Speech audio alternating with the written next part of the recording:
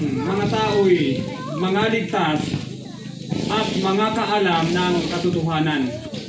Purihin po, Panginoon, sa pagkakasa ng kanyang mga dakilang salita, tayo po ay sama-samang magsiupo. Maraming salamat po sa hapon po ito at minsan pa tayo po ay dinala ng Panginoon sa dakong ito ng sityo Bagong Sigla. Nasa ibang katawagan, tinatawag po itong Dalatan. Tama po ba? Ng mga bata kasi sila yung andito eh.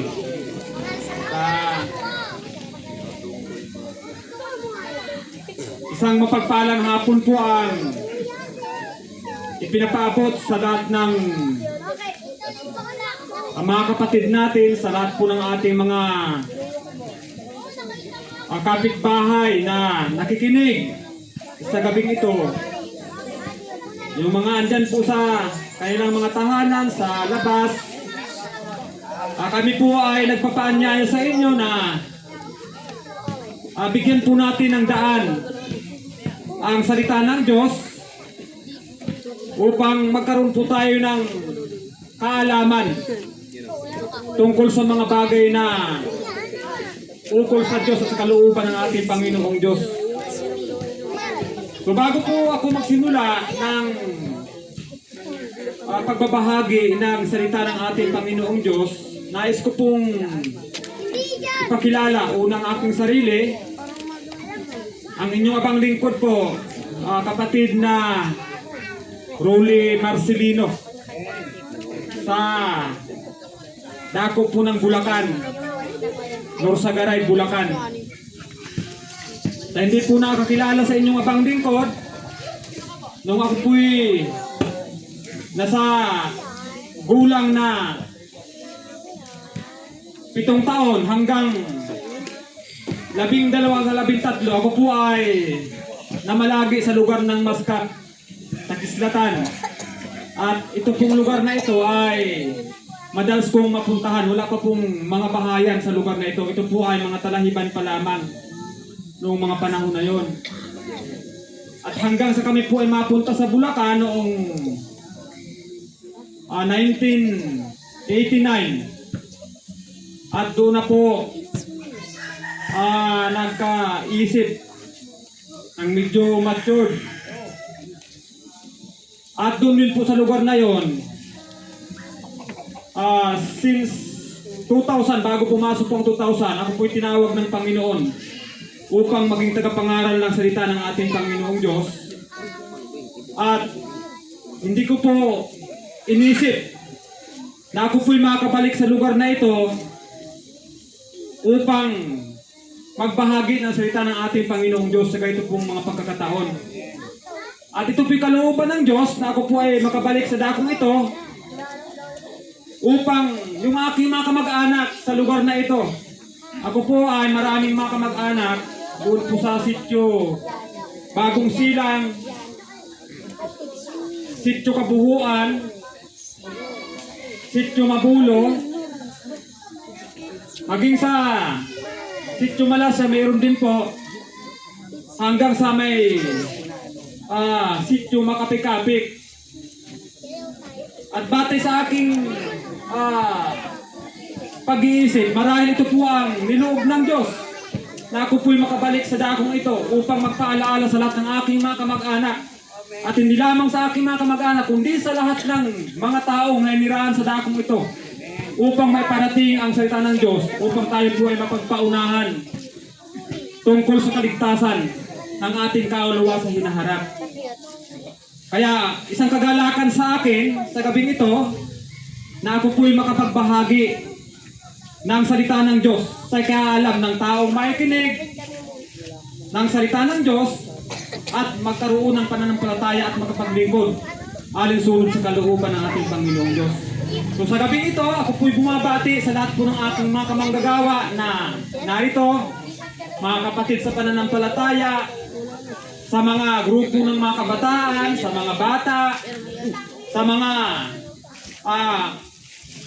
kababayan po natin sa dakong ito, sa atin pong dinatan sa dakong ito. At ako po nagpapasalamat sa atin pong chieftain sa dakong ito, si Chieftain Rufino San Jose. Gayon din sa tangbahayan ng ating kapatid na Milane San Jose, na siyang pinagkabitan natin ng atin pong kuryente.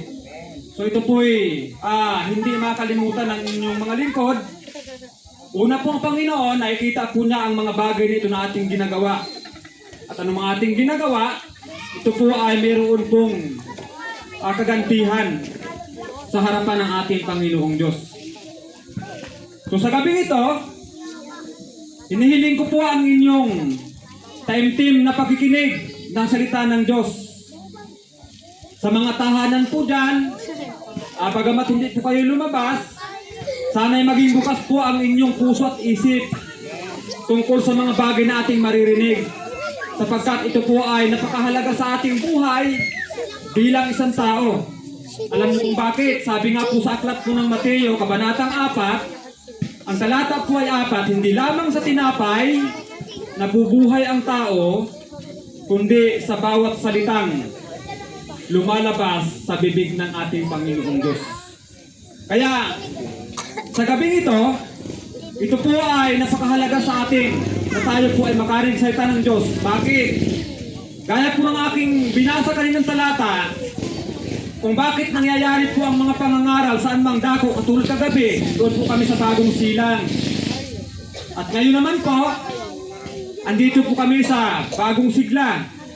At kung bakit nagkaroon po ng ganitong mga gawain, ito po ay kalooban ng Diyos upang makarating sa atin ang kanyang mga dakilang salita at tayo po ay makaunawa at maalaman po natin kung ano po ang katotohanan na nais ng ating Panginoong Diyos sa araw na ito. Sabi sa ating batayan, ibig ng Diyos. Sino daw po ang may ibig kung bakit nagkaroon ng ganitong gawain?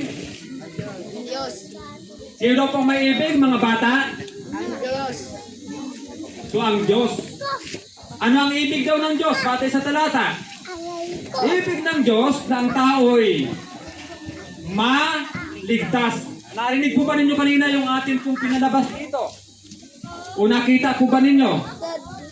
Bakit nagkaroon ng daong kanina dito sa ating screen? Para ano?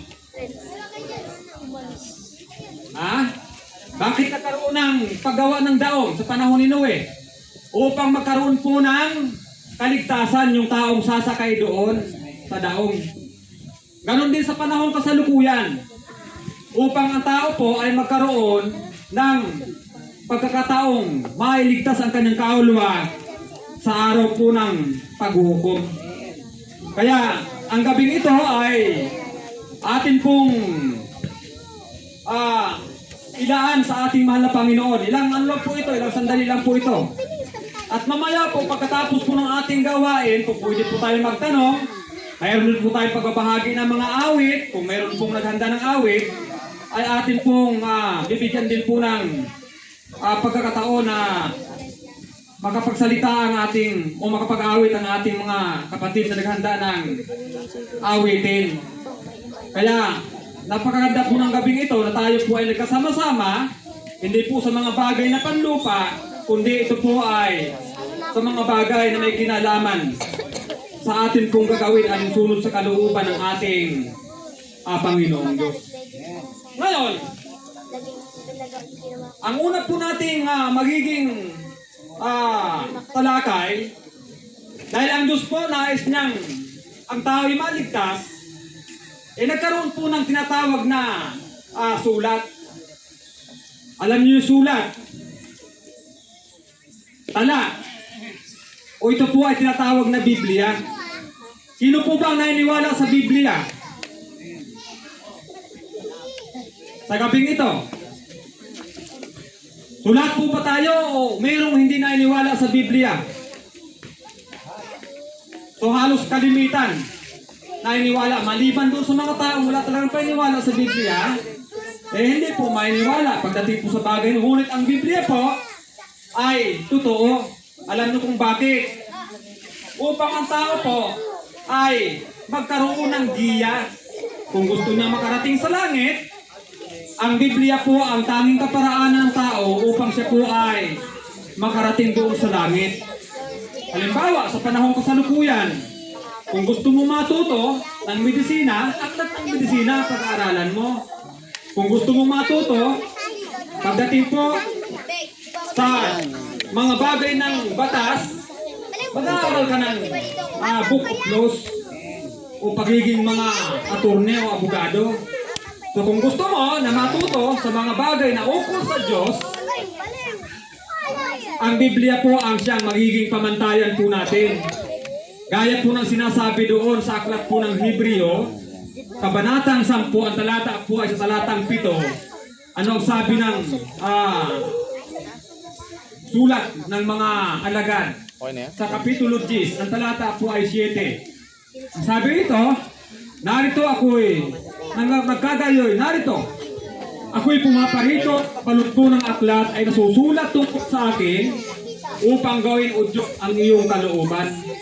Kaya kung gusto po natin malaman ang mga bagay na ukol sa Diyos, so ang Biblia po ang silang tanging pamantayan ng lahat ng taong naghahanap o naghahangad na makarating doon sa kaharian ng ating Panginoong Diyos. Bakit? Bakit ang Biblia? Sapagkat ang Biblia po, meron po siyang task o meron po siyang basbas ng Panginoon kung bakit ito po ay nabuo. Mayroon po siyang patnubay kung bakit ang salita ng Diyos o ang Biblia ay nabuo dahil ito po ay ayon sa kalooban ng ating Panginoon. Sabi nga po sa isang talata sa aklat ng 2 Timoteo Kapitulo 3, ang talata po ay sa talatang 15, ang sabi roon ni Apostol Pablo sa kanyang isinulat,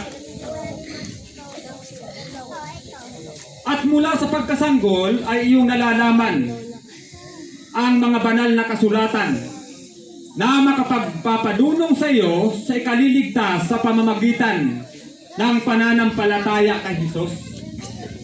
So ang kasulatan daw po ay makapagbibigay ng dunong sa tao sa pamamagitan ng pananampalataya kay Kristo Jesus. Sa talatang 16, ang lahat ng mga kasulatan ay kinasihan ng Diyos.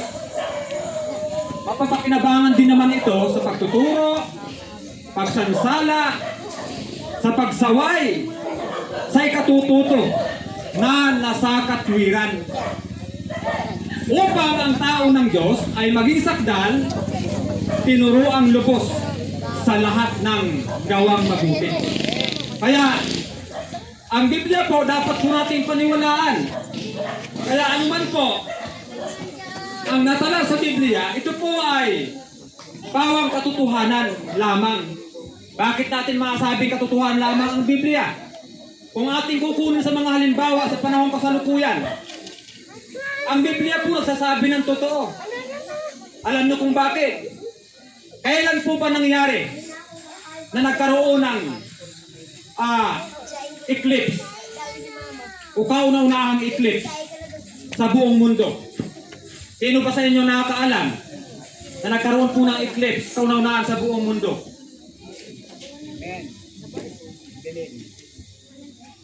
585 BC, nagkaroon na po ng kaunahang eclipse na kung saan isinulat ng isang taong Pilosopo. Siya po ang sumulat. Kung ang eclipse naman po sa Pilipinas ang ating pong pag-uusapan, nangyari po ito 1806. Hulyo 16, 1806. Ako na po yun. Pasok na siya doon sa panahon ng ating Jesus Christ. Dito po sa Pilipinas. At hindi ko lang alam kung kailan pa po ang mga sumunod. Pero sabi ng aking mga magulang, noong sila po ay maliit pa, nangyari po, tanghaling tapat, dumilim po ang daigdig. Nagtitilaukan ang manok noong mga panahon na yon. Pero sabi ng tatay ko, Pero yun ang kanyang patutuo, nangyari po yun. Ngayon, kung ating titingnan sa Biblia, bago pa man mangyari yung mga pangyayaring ito, nakatala na po ba sa Biblia ang bagay na yon? Nangyari na po. Aklat po ng Amos, Kapitulo 8, ang talata po ay 9. Ang sabi po ng ating pinagkunan ng basihan, sa sulat po ni Amos, at mangyayari sa mga araw na yaon, sabi ng Panginoon, ay aking palulubugin ang araw sa katanghaliang tapat. Patunay lang na ang Biblia, bago pa man mangyari ang mga pangyayari sa buhay na ito, ay natala na po siya sa Biblia. Na nagpapatunay na ang Biblia totoo sa kanyang mga sinasabi. Totoo po siya. Ganon din ang tsunami, mga kapatid. Kailan po ang nangyari ang tsunami? Kung kailan lang, nangyari po ito noon sa Japan, Fukushima, Japan, mga ilang taon po nakalit siguro, 12 years ago. Nangyari po ang isang tsunami na pumatay ng napakaraming buhay doon sa Fukushima, Japan. O yung tanong, bukod doon, mayroon pa bang ibang tsunami? Mayroon po, napakaraming tsunami kung ating i-research doon sa Google. Napakarami pong tsunami na makikita tayo sa kasaysayan. Mula nung unang panahon hanggang sa panahong kasalukuyan ay mayroon pong mga tsunami. Ang tanong, bago mangyari yun, natala na po ba sa Biblia? Natala po. 9:6 ng Amos, natala po yan. At ang may kagagawan po niyan, walang iba kundi ang ating Panginoon. Ito po ay kalooban ng Panginoon. Ayon sa tala ng Biblia, kung ating titingnan ang tala ng sulat ni Amos. Siya na gumawa ng kanyang mga silid sa langit at kumatha ng kanyang balantok sa lupa. Siya na tumatawag ng tubig sa dagat at ibinubugso sa ibabaw ng lupa. Panginoon ang kanyang pangalan. So ibig sabihin, tinatawag niya yung tubig sa dagat at ibinubukso sa ibabaw ng lupa. Kaya lang, ang iba naman po, hindi naniniwala. Bakit? Batay sa kailang pagsasaliksik, ito daw po ay isang malakas na lindol na nangyari doon sa ilalim ng karagatan upang yung tubig ay umahon doon sa kalupaan. Totoo naman po yun. Dahil yun po ang kaparaan ng ating Panginoon Diyos at siya mismo ang siyang may gawa ng mga bagay na ito. Nagpapatunay po ito na ang Biblia totoo sa lahat ng kanyang sinasabi. Kaya dapat lamang nating paniwalaan na ang Biblia ay siyang salita ng Diyos at ang salita ng Diyos ay pawang katotohanan lamang. Kayo po ba, naniniwala po ba kayo, mga kapatid, na ang Biblia po ay salita ng Diyos at ito po ay pawang katotohanan lamang? Kung gusto nyo, ilapit na po natin para mapaniwalaan po natin.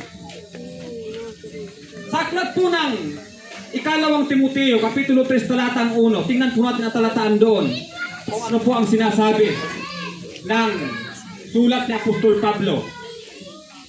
Datapwat alamin mo ito na sa mga huling araw ay darating ang mga panahong mapanganib, sapagkat ang mga tao ay magiging maibigin sa kanilang sarili, maibigin sa salapi, mayayabang, mga mapagmalaki, matupagtungayaw, masuwayin sa mga magulang, mga walang turing, walang kabanalan, walang katutubong pag-ibig, walang paglulubag, palabintangin, walang pagpipigil sa sarili, mga mabangis, hindi maibigin sa mabuti. At marami pa pong iba kumpara dyan kung ating itutuloy ang pagbasa. Ngayon, tumingin tayo mga kababayan sa ating paligid. Ito po bang mga nabanggit? Totoo po o hindi? Totoo po ito. Patunay lang na ang Biblia nagsasabi po ng totoo sa kanyang sarili. Kaya dapat lamang nating paniwalaan kung ano po ang sinasabi ng Biblia. Kaya ang Biblia, mga kapatid, isang napakahalagang sulat na buhat po sa Panginoon upang iparating sa atin yung kanyang mga kalooban. Batay sa talatang ating binasa kanina sa Hebreo, Kapitulo 10, talata po ay sa talatang 7. Kaya ang Biblia ay marapat lamang na ating saliksikin. Alam niyo kung bakit? Dahil dito po nakasalalay ang ating buhay doon sa harapan ng ating Panginoong Diyos. Sabi sa 5:39, aklat po ng Ebanghelyo ni Juan. Ano ang sabi roon? Saliksikin ninyo ang mga kasulatan sapagkat iniisip ninyo na sa mga yaon ay mayroon kayong buhay na walang hanggan at siya ang nangagpapatotoo tungkol sa akin. Kaya ang Biblia po ang siyang salita ng Diyos na dapat nating saliksikin upang tayo po ay magkaroon ng buhay na walang hanggan. At ito po ang siyang magpapatotoo tungkol sa ating Panginoong Hesukristo. Ngayon, kung tayo po naniniwala ng Biblia ay salita ng Diyos, kayo po ba naniniwala na mayroong Diyos?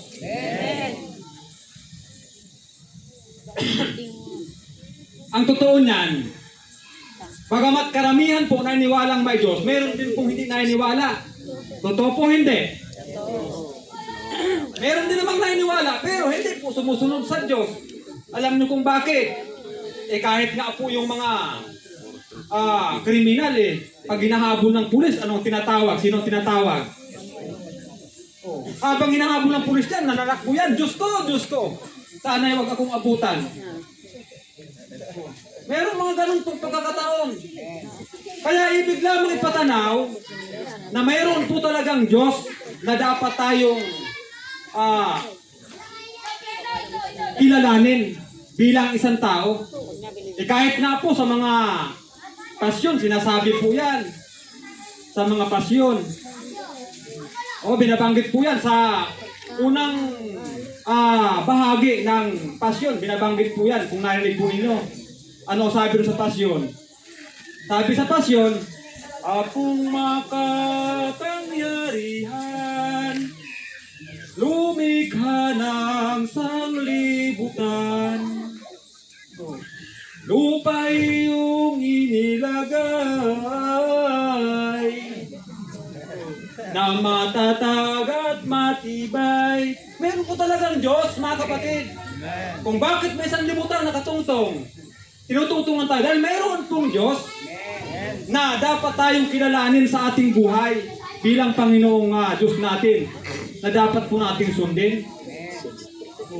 Kung ituloy natin yung pasyon, ang lahat ng mga bagay dito sa mundong ibabaw may bakas ng iyong kariktan. Tingin kayo mga kapatid sa inyong paligid. Maganda po ba o pangit? Maganda. Hindi po malirik ang kagandahan ng ating kapaligiran. At ito po ay ginawa ng Panginoong Diyos. Bakit may bakas ng karikta ng Diyos?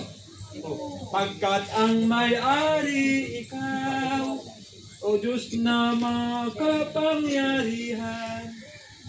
Naniniwala po ba kayo na may Diyos? May Diyos po talaga. Yung tanong, kilala po ba natin yung Diyos na yon? Dapat po makilala natin yon. Hindi po pwedeng kilala mo lang siya doon sa pangalan. Dahil ang pagkilala ay hindi lamang doon sa pangalan. Halimbawa, sa panahong kasalukuyan, kilala po ba ninyo si Mayor? Kilala sa pangalan. Sa dakong ito?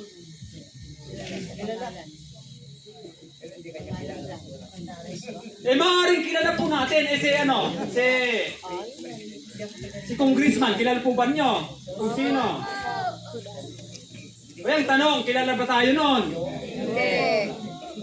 So ganun din po sa Panginoong Diyos, mga kapatid.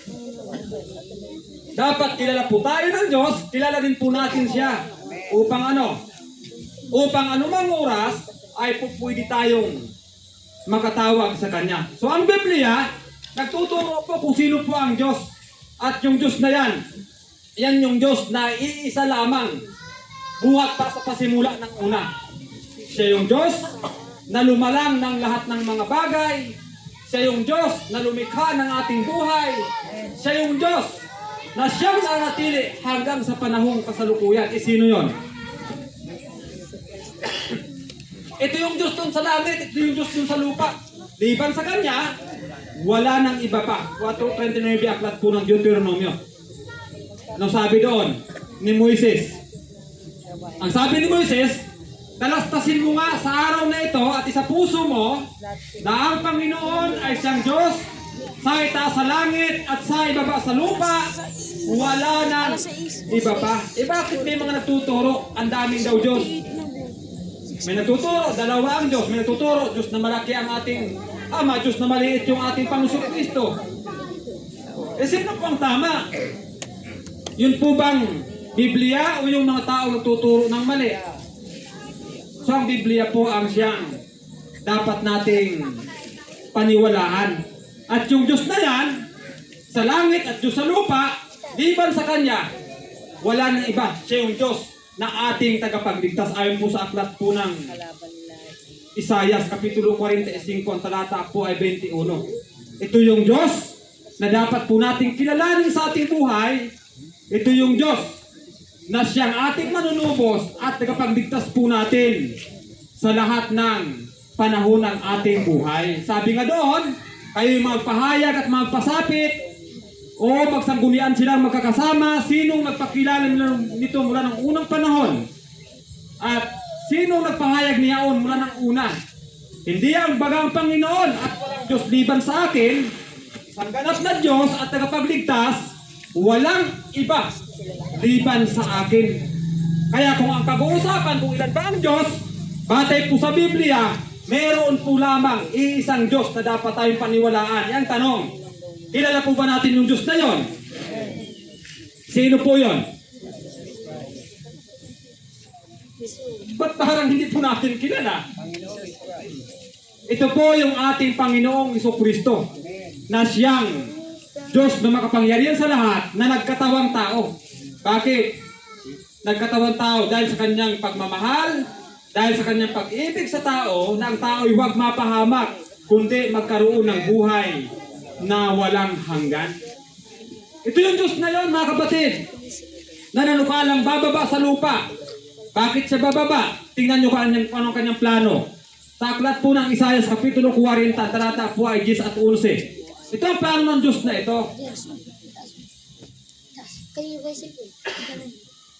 Narito, ang Panginoong Diyos ay darating na gaya ng magnanakaw at ang kanyang kamay ay magpupuno sa ganang kanya. Narito ang kanyang gantimpala ay dala niya at ang kanyang ganti ay nasa harap niya.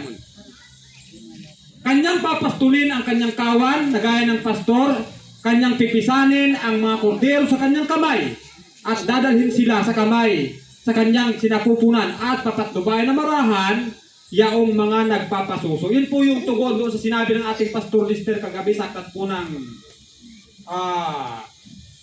Zacarias ba yung nabanggit kagabi? 34 sa Ezekiel 34:11. So yun po ang tugon. So ang Diyos po na ito na isa, dahil nga po ang kanyang bayan nagkasala sa kanya, plano po niyang pastulin uli ang kanyang bayan. At sa kanyang pagpapastol, mayroon po siyang gagawin. Ano kanyang gagawin? Bakit? Sapagkat siya espiritu, walang laman, walang buto, hindi po pwede makita ng tao, siya po ay bababa sa lupa, gagamit ng isang babae na dalaga. Sabi sa aklat po ng Mikas, Kapitulo 1, ang talata po ay 3, sabi roon, bababa daw po siya, yayapak sa matataas na dako ng lupa. Paano po gagawin ng Diyos ito? Na siya'y lalabas, bababa, yayapak sa mataas na dako ng lupa. Espiritu siya, walang laman, walang buto. Natural, gagamit po siya ng isang babae. Sinong babae ang kanyang ginamit? Si Maria po. Kaya, si Maria ito, magdala ng tao. Ayon po sa hula ng propeta, Kapitulo 7, ang talata po ay 14. Nang sabi roon sa 7:14, ang Panginoon daw po ay magbibigay ng tanda na ito isang dalaga ay maglilihim ang anak ng isang lalaki at ang kanyang pangalan tatawagin Emmanuel. Tatawagin daw pong Emmanuel. Ang ginawa naman pong ng iba, nabasa lamang yung Emmanuel, naglagay na po ng karatula doon sa kanilang church. Ginamit yung Church of Emmanuel. Hindi muna inalam, ano ba yung kahulugan sa itang Emmanuel? Kung ating alamin kung ano po ang kahulugan sa itang Emmanuel, sa 1:23, aklat po ng Mateo, ano sabi roon? Na kung liliwanagin ay sumasa atin ang Diyos. Bakit sumasa atin ang Diyos? Sapagkat yung paririto, ito po yung Diyos na makapangyarihan sa lahat, bababa sa lupa, sa pamamagitan po ng isang babae, siya po ay isisilang. Sapagkat ang kanyang layunin, iligtas po ang kanyang bayan sa kanilang mga kasalanan. Kaya ang tawag sa kanya ay Jesus. Sa 1:21, aklat po ng Mateo. Mababasa naman po natin ang talata na yon. Ngayon, bakit sinabi sa aklat ng Mateo 1:23 na kung niliwanagin ay sumasa atin ang Diyos? Ano ba yung batang isisilang? Sa 9:6, aklat po ng Isaias, ang sabi roon ng talata, ganito po ang pagkasabi sa 9:6 ng Isaias.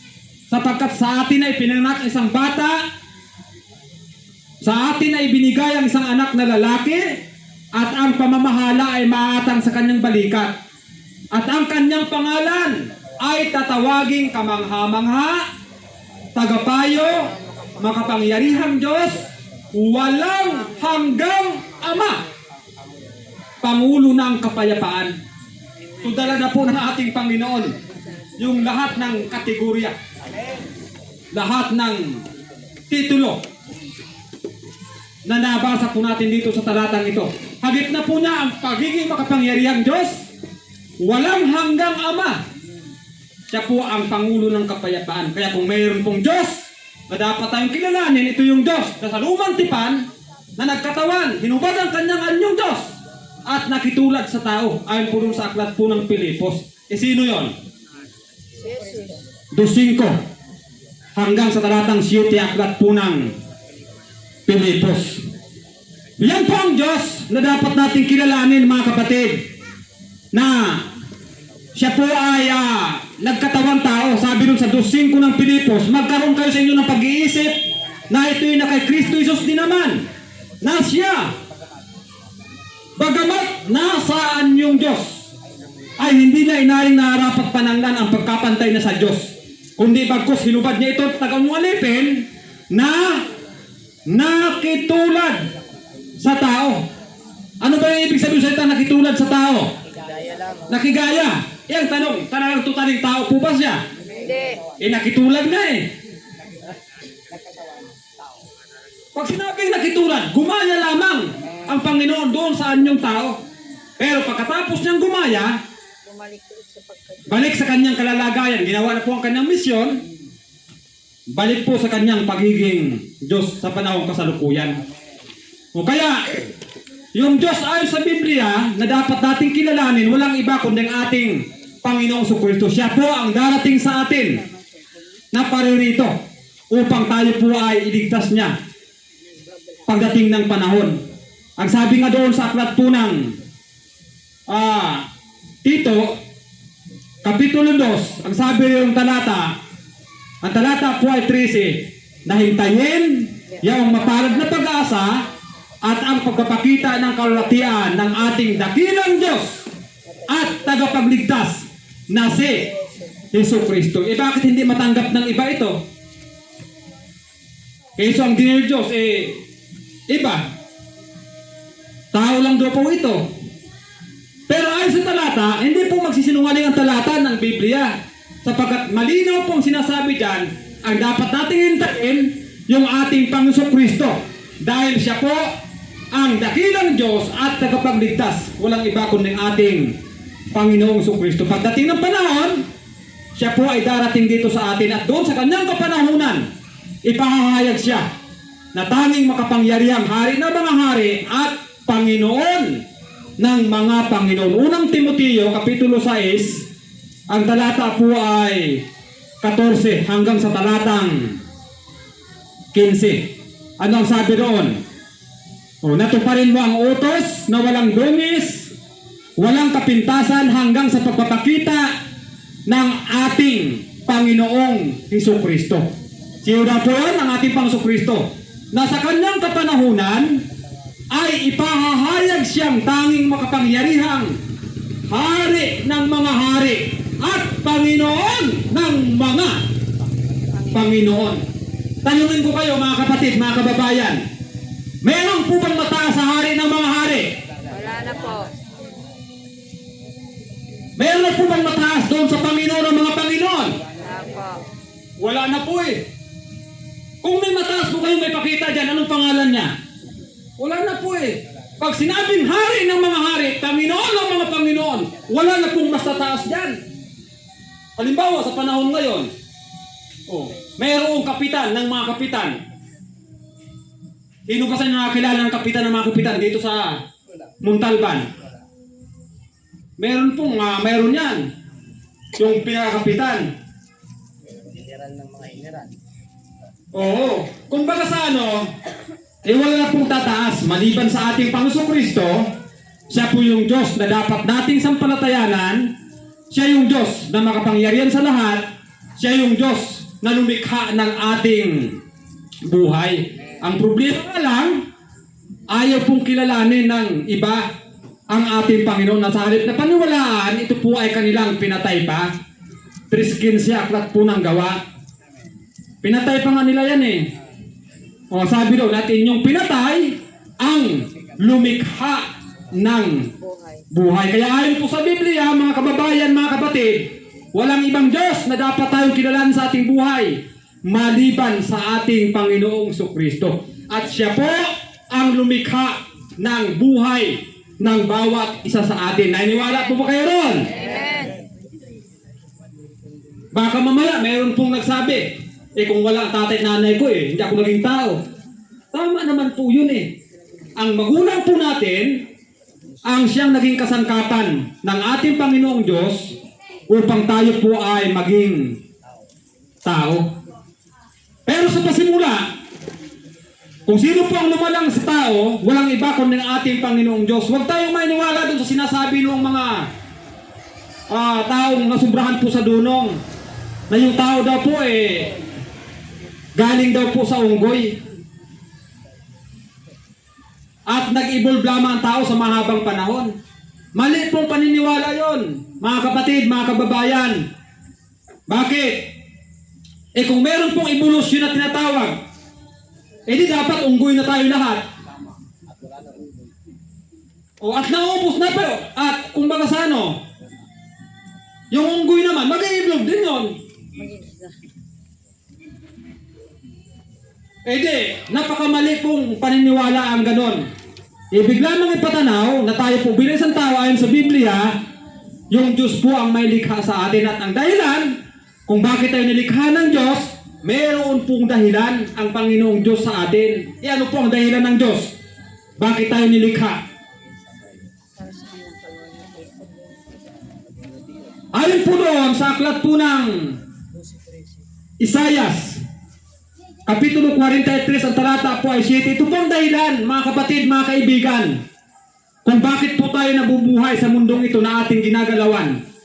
Ang sabi rito, bawat tinatawag sa aking pangalan at yung aking nilikha ay sa aking kalwalatian, yung aking inanyuan, o yung aking ginawa. Ang dahilan po ng Panginoong Diyos kung bakit po tayo nalikha ay para magbigay ng kalwalhatian sa Kanya. Kaya lang po, dito po tayo nagkakaroon ng problema. Bilang isang tao, nakakalimutan po natin na magbigay ng walhati doon sa lumikha sa bawat sa atin. Bakit? Sapagkat kalimitan po sa tao, napukus po ang kanyang kaisipan sa buhay po na ito. Na ang kanyang puso at isip, nauukol lamang kung paano po niya may atas ang antas ng kanyang pamumuhay, kung paano po bigyan ng kagalakan ang kanyang sarili sa buhay na ito, kung kaya't hindi po nakikita ng tao kung ano ang dahilan ng Diyos, kung bakit siya nalikha at nabubuhay sa mundong ito na ating ginagalawan. Pero sa mga lingkod ng Diyos, alam na ang mga lingkod ng Diyos kung ano po ang dahilan, kung bakit sila po ay nabuhay. Tanungin po natin si David, ang haring si David sa aklat po ng Awit, Kapitulo 146.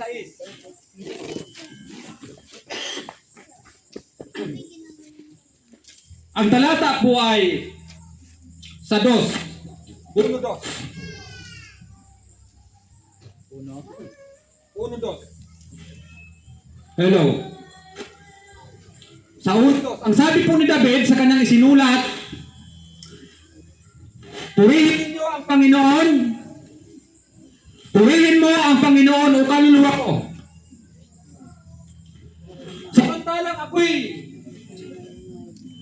Samantalang ako'y nabubuhay, ay pupurihin ko ang Panginoon.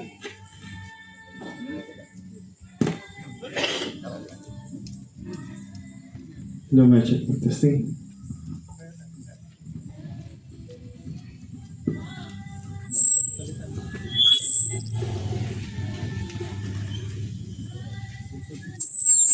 So, salamat po.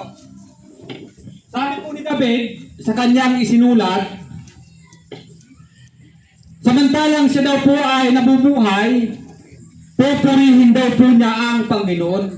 Kaya ang mga lingkod ng Diyos, alam na kung ano po ang dahilan kung bakit po sila nabubuhay sa mundong ito na ating ginagalawan. At ito po ang dahilan, mga kapatid, na gusto po namin maipaabot sa bawat tao tungkol sa bagay na ito. Nais po namin na ipaalam sa lahat ng tao. Hello. So nais po namin parating sa lahat ng tao na nakikinig sa gabing ito kung ano po ang dahilan ng Diyos kung bakit ikaw, kapatid, kaibigan, ay nabubuhay sa panahon kasalukuyan. Ang dahilan po, sabi rito, samantalang ako'y nabubuhay, sabi ni David, pupurihin ko ang Panginoon. Kaya bilang tao, dapat alam po natin ito, mga kapatid, mga kaibigan. So ito pong hinahangad ng Diyos sa tao, ito po ay hindi niya nasumpungan. Ito po hindi niya nasumpungan sa tao. Na ang tao po ay makapagbigay ng kaluguran sa kanya. Kundi, ang nasumpungan sa tao ay paggawa ng hindi po tama. Kaya ang Diyos po nagsisi sa paggawa sa tao. Hello. So salamat po, Pastor Lister.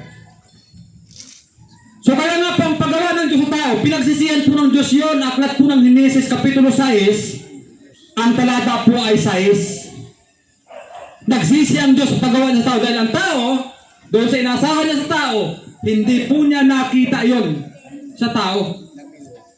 Nabigo po ang Panginoong Diyos doon sa gusto niyang mapangyari sa tao. Sabi din, nagsisi ang Panginoon na kanyang nilalang ang tao sa lupa at nalumbay sa kanyang puso. Bakit? Kasi yung kanyang inaasahan na gusto sa tao, hindi po nagkaroon ng katuparan. Paano nangyari? Nang tao po ay nagkasala. Ito po ay nagsimula pa po doon kay Eva at kay Adan.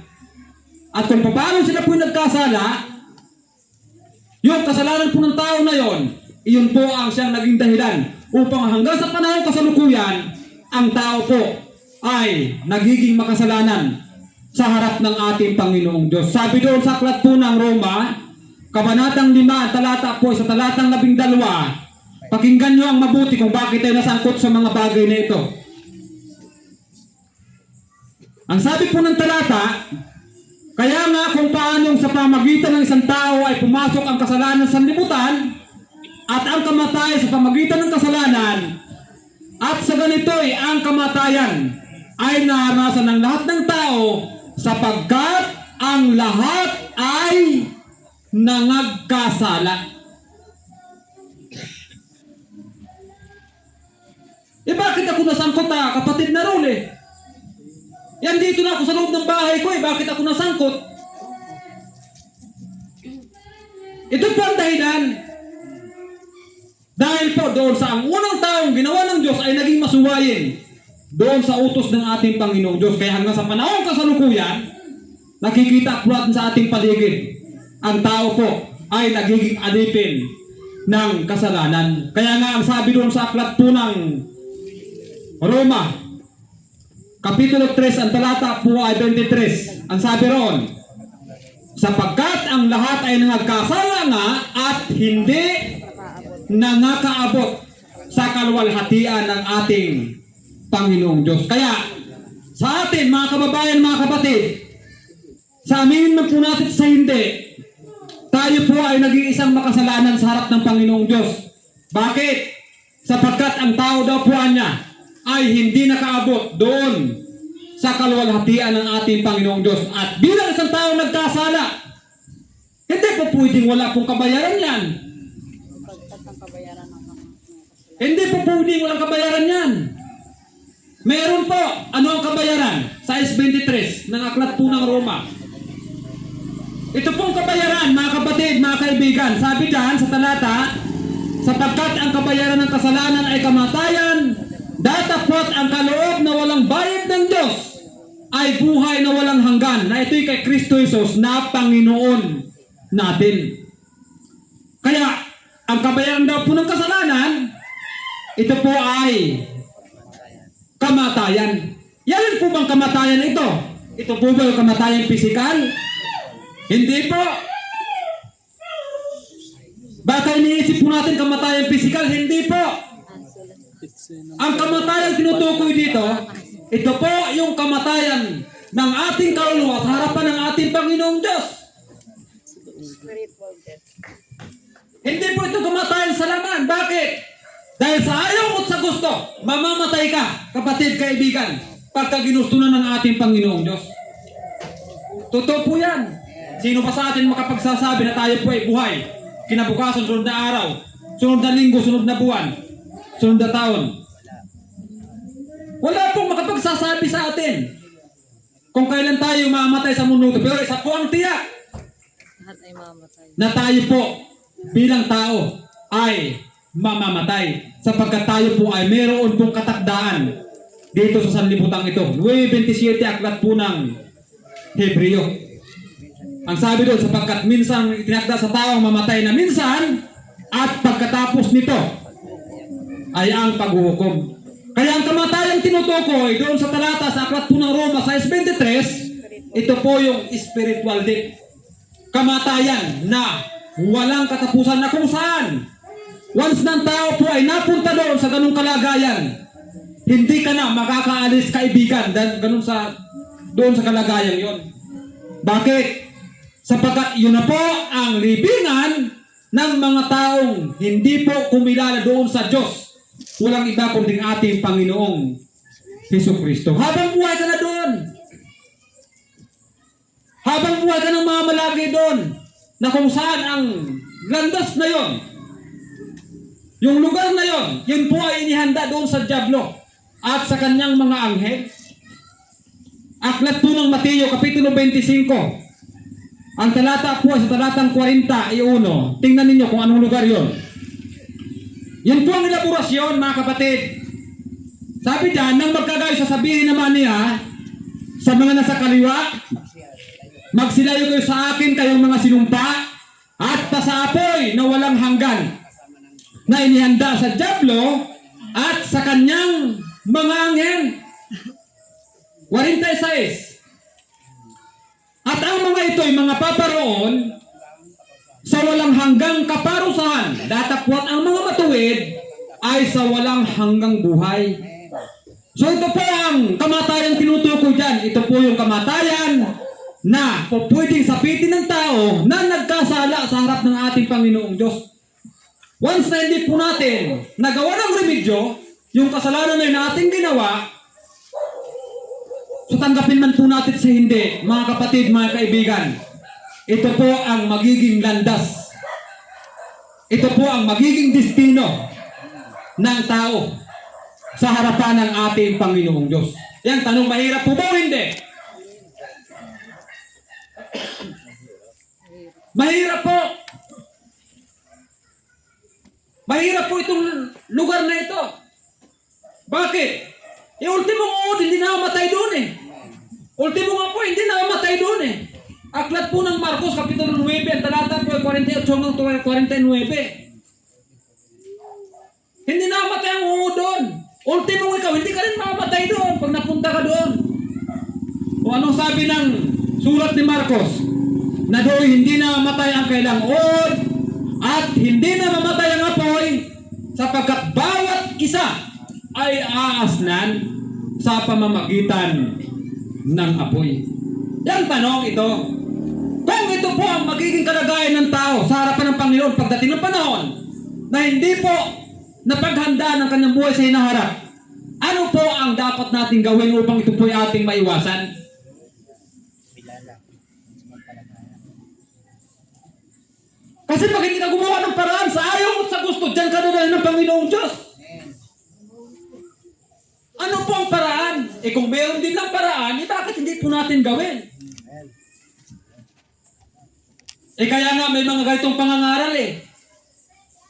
Kaya nga po, bagamat malayo po ang mga lugar namin na pinanggalingan, nagsisikap po kaming maglibot sa mga taong pwede po naming maaralan upang sa pamagitan po ng aming paanyaya ay maalaman ng tao na mayroon siyang pwede sapitin sa harapan ng Panginoong Diyos pagdating po ng tamang panahon. Isipin mo, hirap ito. Ngayon, kung titingnan po natin, talagang napakahirap mga kapatid. Pagka ang tao po'y napunta doon, wala na pong magiging pagkakataon pa upang siya po'y makaalis sa ganong kalagayan. Alam niyo kung bakit? Dahil yun na po ang kanyang magiging destino habang panahon ng kanyang buhay. E gaano kainit doon? Mainit po. Yung usok mo, papailang lang magpakailan-kailanman. Walang pahinga araw at gabi. Sabi doon sa aklat po ng Apokalipsis Kapitulo 14, ang talata po ay 11. Ang sabi doon, at ang usok ng hirap nila ay mapailang lang magpakailan-kailanman at sila ay walang pahinga o kapahingahan araw at gabi. Tanong, mahirap po ba o hindi? Napakahirap po ng magiging kalagayan po natin. Pagka napunta ka doon, maghahanap ka ng kamatayan. Kaya lang, hindi ka naman mamatay. Yun pong malaking problema mga kapatid eh. Sabi sa 9:6 ng Apokalipsis, sa mga araw na yaon, hahanapin ang mga taong kamatayan at sa anumang paraan ay hindi nila masusumpungan at magdanasang mamatay at ang kamatayan ay tatakas sa kanila. Wala na po, wala pong second chance. Kaya ganun na lamang mga kababayan yung aming pagsusumikap na makapagturo sa mga taong kaya po namin turuan upang ano?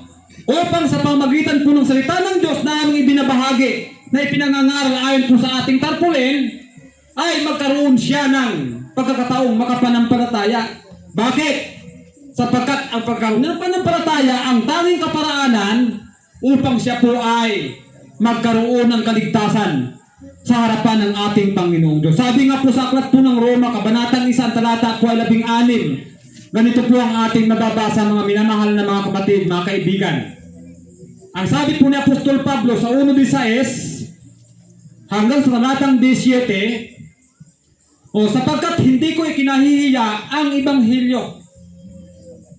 Yung Ebanghelyo, ito po yung pinangangaral, yung ating naririnig. Sapagkat siyang kapangyarihan ng Diyos sa ikaliligtas ng bawat sumasampalataya. Unay sa Hudyo at gayon din sa Griego. Sabi ni Pablo, hindi mo ikinahihiya, gaya namin. Hindi po namin ikinahihiya na ibahagi sa lahat ng tao na ikinig sa gabing ito yung salita ng Diyos. Bakit? Sapagkat po ito po aming obligasyon at sa pamagitan po namin obligasyon na ito, magawa po namin na maituro sa tao na ikinig upang ang tao po magkaroon ng panampalataya. Bakit? Sapagkat sa pagkaroon niya ng panampalataya, ito po ang magiging paraan upang sa po'y maligtas pagdating po ng araw ng paghukom. Amen. Kaya mahalaga po ito, mga minamahal na mga kapatid, mga kababayan. Napakahalaga po ito sa atin. Huwag po nating ignore ang salita ng Diyos. Ito po ay paraan ng Diyos upang ikaw bilang isang tao ay magkaroon ng pag-asa doon sa buhay sa hinaharap. Tandaan po natin yung buhay natin, napaka-iksi lang po ito. Matagal na po sa atin, 100 taon. Mawawala po tayo sa mundong ito. Yang isang malaking tanong, pagdating kaya doon sa kabilang buhay, gaano naman katagal yung hirap nating dadanasin. Hindi na po matatapos. Wala na pong hanggan ang hirap doon. Wala na pong magiging pagkakataon pa upang makatakas po tayo, mga minamahal na kapatid, mga kaibigan. Once na tayo ay nasadlak sa ganung kalalagayan, wala na pong chance na tayo po ay magkaroon pa ng pagkakataong makatakas sa ganung kalagayan. Bakit?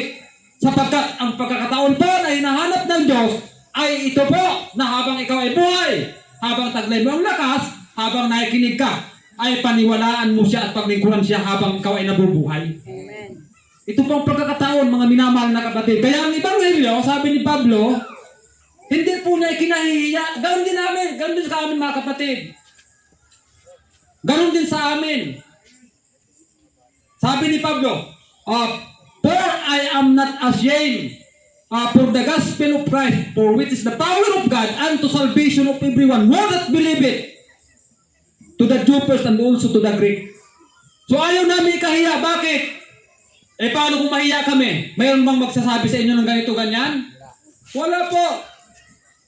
Kaya kami po nagsusumikap na may bahagi sa lahat ng tao. Mga bahay-bahay, pinupuntahan po namin, mga sulok-sulok. Bakit? Pupuli po siya sa atin, nasa amin ng Panginoon, bagay na yun kung hindi namin gawin eh. At upang mawala sa amin ang obligasyon, ginagawa po namin yon. Na kahit kayo itulog, kinakatok sa inyong bahay, o kapatid, pumunta ka at makinig ka para may matutunan ka. Kahit ikaw ay may ginagawa, may lumalapit sa iyo, o kapatid, sana bigyan mo ng pagkakataong makinig na salita ng Diyos. Bakit? Sapagkat dito nagsisimula ang pananampalataya ng isang tao para siya po ay maligtas. Ayon po sa aklat po ng Roma, Kapitulo 10, ang talata po ay 17, ano sabi roon? Ang sabi roon, sa 17 ng Roma, kaya nga ang paniniwala ay nanggagaling sa pakikinig, at ang pakikinig ay sa pamamagitan ng salita ng ating Panginoong Hesukristo. Kaya mahalaga po yung inyong pakikinig sa inyong mga sandali sa pakikinig nyo sa panahon kasalukuyan. Mahalaga po sapagkat dyan umusbong yung ating paniniwala tungkol sa mga bagay na ukol sa ating Panginoong Diyos. Dahil kung wala pong mga ngaral, wala pong magiging manampalataya sa dakong ito. Kung wala pong magbabalita sa atin, hindi po natin malaman na pagdating ng panahon, bibitayin na pala tayo ng Panginoon. Tama o mali? Tama. Tama po yun, mga minamahal na kapatid. Kaya ang pagkakaroon po ng pananampalataya ay napakahalaga sa harap ng Panginoon. Mahalaga po yun. Sabi doon sa aklat po ng Juan, Kapitulo 5, ang talata po ay 24. Tingnan nyo kung gaano kahalaga ang pagkaroon ng pananampalataya. Ang sabi diyan, katotohanan sinasabi ko sa inyo, ang dumirinig ng aking salita at sumasampalataya sa kanya na nagsugo sa akin ay may buhay na walang hanggan. Una po yun. Pangalawa, hindi papasok sa paghatol, kundi lumipat na sa kabuhayan mula sa kamatayan. Tingnan niyo ang pribilehiyong natamang tao sa pamagitan ng kanyang pakikinig ng salita ng Diyos. Pagka siya po ay nagkaroon ng pananampalataya, hindi siya papasok sa paghatol, hindi siya, mayroon siyang buhay na walang hanggan, kundi lumipat siya sa kabuhayan mula sa kamatayan. Yun po ang nagiging bunga ng ating pakikinig sa salita ng Diyos. Yun po ang bunga ng ating pagsampalataya na mayroong Diyos na dapat tayong paglingkuran. Yun po ang bunga ng ating pakikinig ng kanyang mga dakilang salita. Once na tayo po ay sumampalataya sa harapan ng ating Panginoong Diyos. Kaya nga, doon sa isang tagpo na nakakulong sina Apostol Pablo at iba pang mga alagad, doon sila po ay may pagkakataong makatakas. Hindi po sila tumakas. Nung magising po ang bantay pinto, aklat po ng Gawa yun, Kapitulo 16. Nung magising po ang bantay pinto, nakita niyang bukas. Akala niya tumakas na sina Apostol Pablo. Ang ginawa niya, magpapakamatay sana. Bakit? Kasi parusahan sila eh. Ang parusa po, kamatayan. Bakit nakalaya yung kawal sa yung mga bilanggo sa kanila? Ngayon, nakita ng pagkataon yun, sabi ni Apostol Pablo, andito kami, wag mong patayin yung sarili. Ngayon, nagtanong po ang tao, sa 16 talatang 30, ito po ang sabi nung bantay ng kulungan. At sila'y nilabas, sinabi, mga Ginoo, ano ang kinakailangan kong gawin upang maligtas? Ano pong sagot ng mga alagad? At kanilang sinabi, manampalataya ka sa Panginoong Hesus at maliligtas ka, ikaw at ang iyong sambahayan. Kaya mahalaga po ang pagsampalataya, mga kapatid, sa harapan ng Panginoong Diyos. Dahil ito po ang magiging dahilan upang tayo po ay makatakas doon sa galit na darating sa harapan ng ating Panginoong Diyos. Kaya ang Ebanghelyo na pinangangaral, ito po ay napakahalaga sa atin sa gabing ito. Bakit? Sapagkat sa pamagitan po ng pangangaral ng Ebanghelyo, doon po unti-unting umuusbong sa ating isip ang pagkaunawa tungkol sa mga bagay na ukol sa ating Panginoong Diyos. Kaya ang Ebanghelyo, sabi nga po sa aklat ng Marcos, kabanatang 1, ang talata po ay 14 hanggang 15, noong nangaral po ang ating Panginoon, noong mamatay si Juan, ganito po ang sinabi ng talataan. Pagkatapos ng madakip si Juan, ay napasa Galilea si Jesus, na ipinangangaral ang Ebanghelyo ng Diyos. At sinasabi, naganap na ang kaharian, naganap na ang panahon, at malapit na ang kaharian ng Diyos. Kayo'y magsisi at magsisampalataya sa Ebanghelyo. Ito pong ating naririnig, sabi ng ating narinig sa sulat po ni Marcos, ito po'y salita ng Panginoon, magsisi daw po at maniwala o magsampalataya sa Ebanghelyo. Bakit?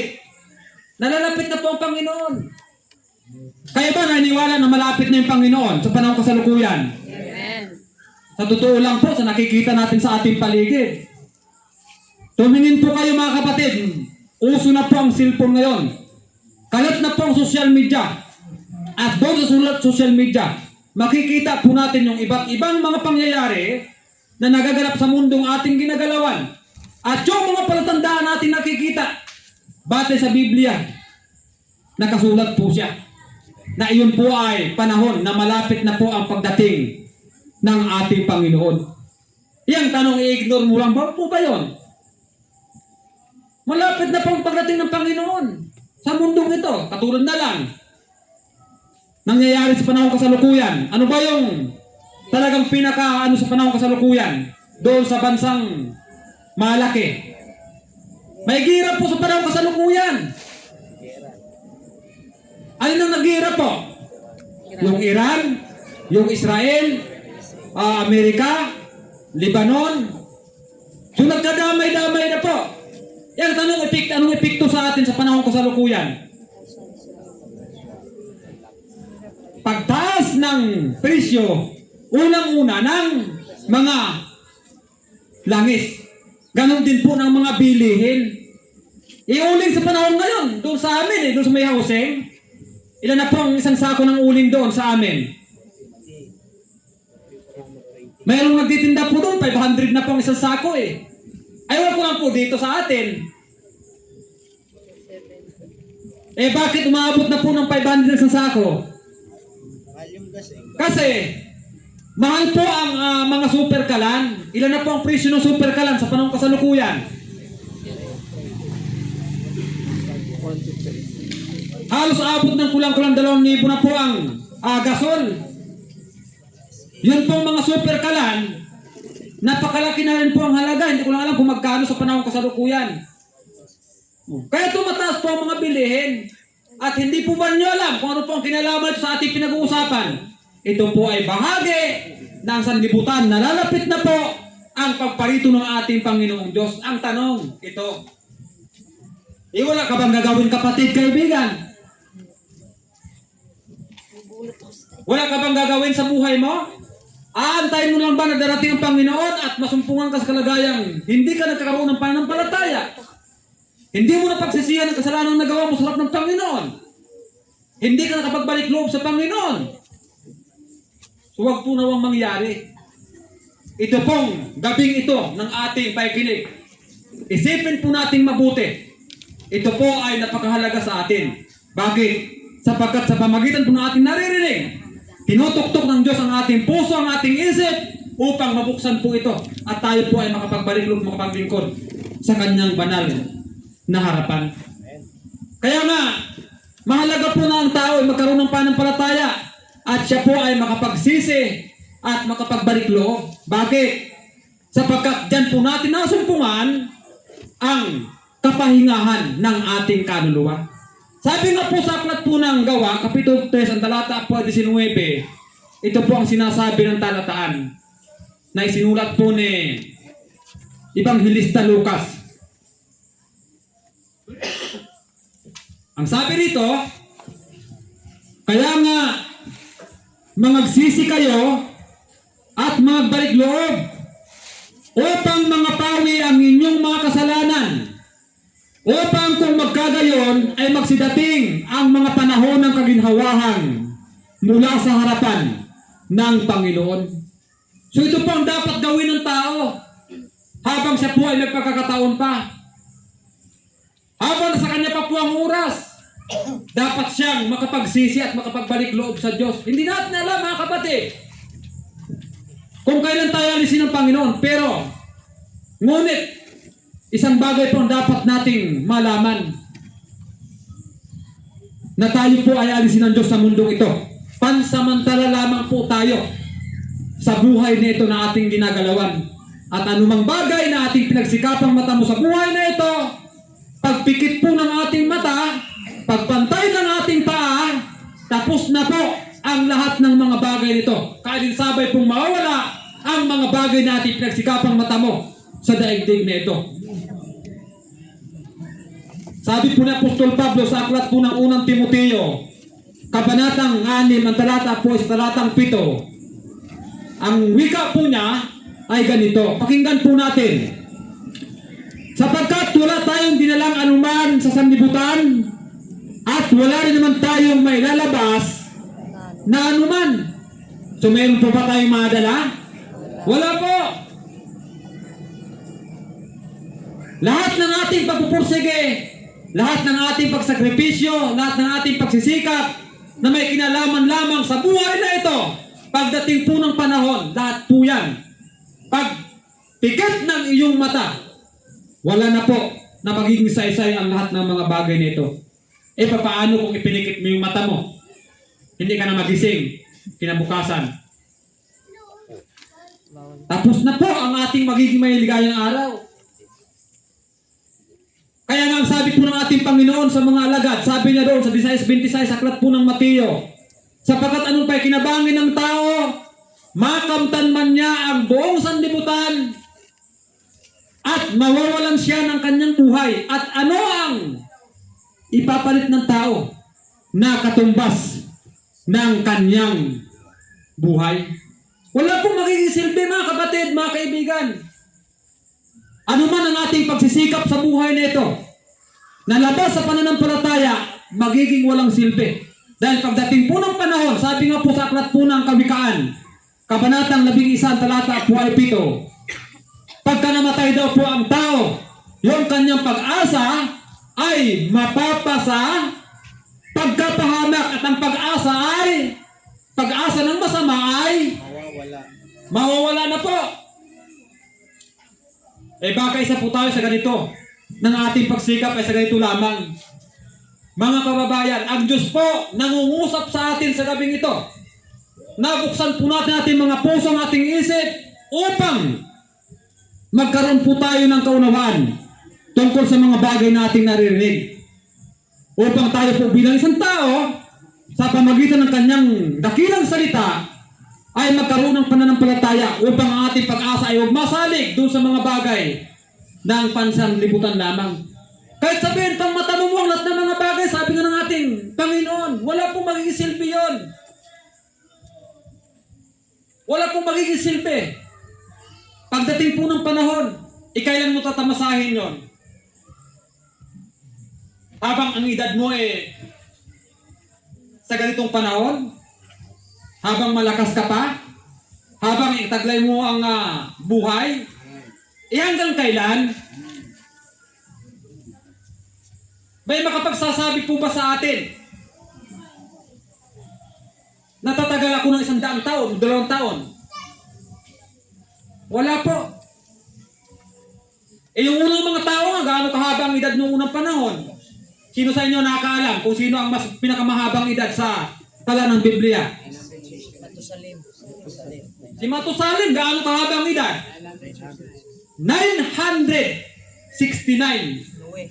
ang edad ni Matusalim. Si Noe. Si Enoch. Pero namatay pa rin po siya Asa na si Matusalim ngayon? Wala na po. Ganon din po sa panahon po natin ngayon, ang edad po natin, matagal na po ang 120 years. Aalisin na tayo ng Diyos sa mundong ito. Ang isang malaking tanong na maiiwan sa atin, ano po ang aking magiging buhay doon sa harapan ng Diyos pagdating ng panahon? So ang Biblia, meron pong mga malilinaw na kasagutan pagdating po sa bagay nito. Once na ikaw, hindi ka naniwala sa Diyos, hindi mo pinakinggan ang kanyang mga dakilang salita, malinaw po ang kanyang naging kasagutan. Sa aklat po ng ikalawang Tesalonika, unang talata po ay 8, tingnan nyo ang talata na sinasabi ng sulat ni Apostol Pablo. Na maghihiganti sa hindi nagsisikilala sa Diyos at sa kanila na hindi nagsisalima sa Ebanghelyo ng ating Panginoon Hesus, na siyang tatanggap ng kaparusahan na walang hanggang kapahamakan na mula sa harapan ng Panginoon at mula sa kalulatian ng kanyang kapangyarihan. Ano po ang tatanggapin ng tao? Ang tatanggapin po niya, walang hanggang kaparusahan, walang hanggang kapahamakan mula sa harapan ng ating Panginoon. At ito pong dahilan kung bakit po kami nangangaral sa inyo sa gabing ito. At ito pong dahilan kung bakit meron pong mga tagapangaral ang Panginoon sa mga sityo-sityo sa dakong ito. Ito pong dahilan kung bakit mayroon pong sumisigaw sa inyo sa gabing ito. Ito po ang dahilan kung bakit marami kayong nakikita mga kapatid dito. Dahil ang bawat isa dyan ayaw na ang kanyang kaluluwa ay mapunta sa ganito pong kalalagayan. Tama o mali? Tama po yan. Kaya gayon na mga pagsumikat na makapagturo sa inyo ng salita ng ating Panginoong Diyos, mga minamahal na kapatid, upang tayo po bilang isang tao ay makakilala sa Diyos, makapanampalataya, makapagsisi, at makatanggap ng Santo Bautismo ayon sa Biblia. Sa aklat po ng Gawa, Kapitulo 2, ang talata po ay 37 hanggang 38. Tingnan ninyo. Kasi ang tao po, minsan nasaktan po talaga pagdating po sa pangangaral ng salita ng Diyos. Pero isang bagay po ang dapat nating makita doon, na sa kabila ng sakit na kanyang narinig, mayroon po siyang pagpapasya kung ano ang dapat niyang gawin upang siya po'y maligtas. Tingnan po natin ang sinasabi ng Biblia.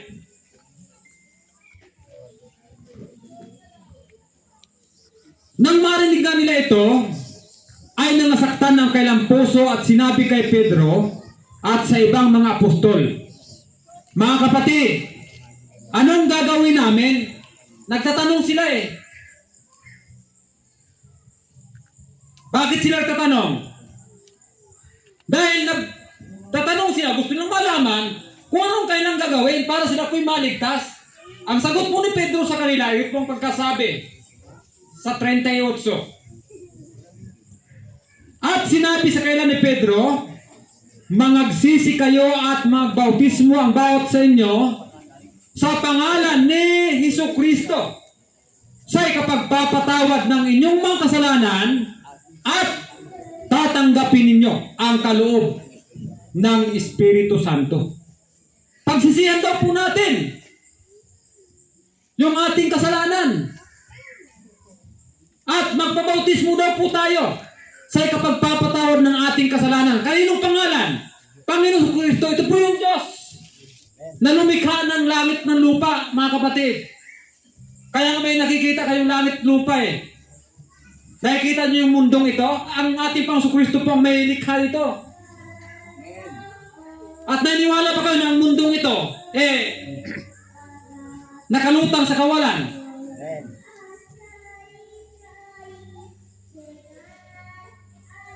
Nakalutang po ito eh.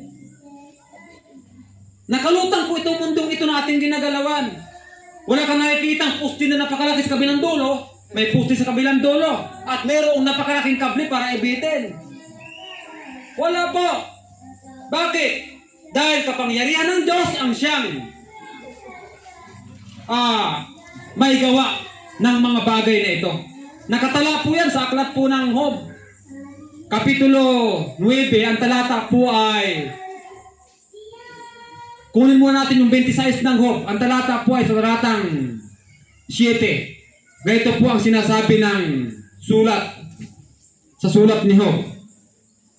Kanyang iniunat ang hilagaan sa pagitang walang laman at ibinibitin ang lupa sa wala. So may Diyos po tayong dapat paglingkuran natin Panginoon Kristo. Kaya ito po ay pinangangaral sa atin upang tayo po ay magkaroon ng pananampalataya at makapagbalik loob sa pangalan po ng ating Panginoon Kristo. Dahil yun po ang tanging paraan, yun po ang dapat natin gawin upang tayo po ay magkaroon ng kaligtasan sa harapan ng ating Panginoong Diyos sa pamagitan po ng ating pagsampalataya sa Ebanghelyo. Napakahalaga po yun. Sabi nga doon sa ating talatang binasa sa 2:38, mangagsisi at mangbautismo ang bawat sa inyo sa pangalan po ng ating Panginoong Kristo sa ikapagpapatawad ng inyong mga kasalanan at tatanggapin ninyo ang kaloob ng Espiritu Santo. Bakit?